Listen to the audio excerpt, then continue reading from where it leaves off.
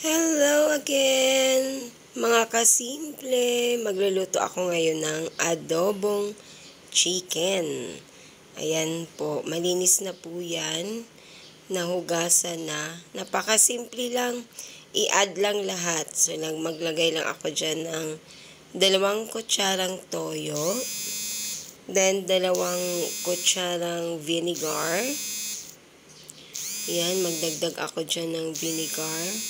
May tumatawag, mamaya na lang. Okay. Ayan, halo-haluin. Imimix lang natin yung vinegar tsaka toyo. Ayan, pagkatapos, lagyan po natin ng mga ricados. Okay, so nandyan yung bawang o garlic, sibuyas. At dahil gusto namin ng spicy, naglagay din ako ng siling haba. Ayan. Tapos, bell pepper.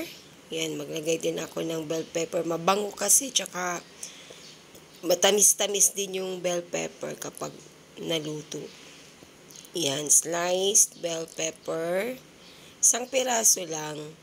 Depende sa dami ng chicken na nalulutuin nyo. Ayan, kalahating pack ng magic syrup lang kasi may toyo na baka aalat. Pero sakto lang yung timpla. Ayan, and then maglalagay din ako dyan ng 1 pouch ng Del Monte pineapple tidbits. Yan naman ay buong paminta. Yan, di ko na dinurog yung paminta.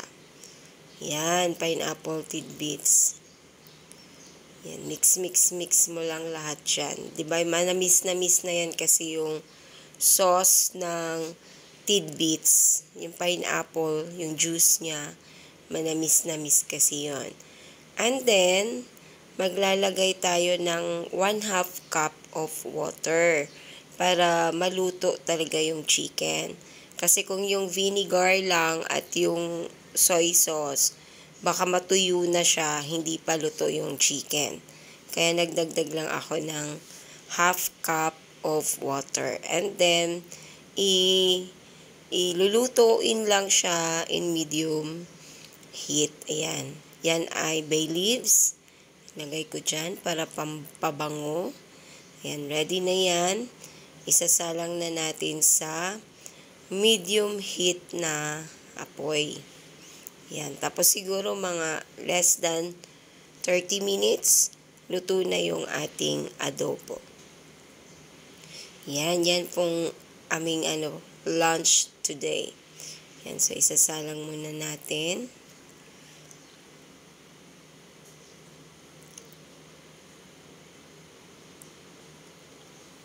Yan, wait natin ng 30 minutes. Yan, 10 minutes later, ayan na, kumukulo-kulo na siya. Madami pang sabaw. Yan, kailangang mag-subside yung water para ma-absorb ng chicken yung lasa ng pineapple juice, ng soy sauce, at ng vinegar. At yung mga iba pang sangkap. Parang manunuot doon sa laman ng chicken. Yun ang magpapasarap dyan. Ayan, ano na to, mga 25 minutes na. Ayan na siya, oh. Smells good and looks good na. Hindi na siya maputla. Yan, na yung toyo. Dumikit na sa karne ng manok. Ayan. Malapit na yun maluto, guys. Minimix ko lang. Less than 5 minutes and then okay na. Ready for lunch. Ayan lang. Kasi ang init-init ngayon. 42 degrees Celsius dito sa Pilipinas. Yan. Okay. Preparing for lunch. Ayan na po ang aming ulam sa pananghalian. Yan. Thanks for watching. See you again next time sa masusunod pang video. Love, love. Bye!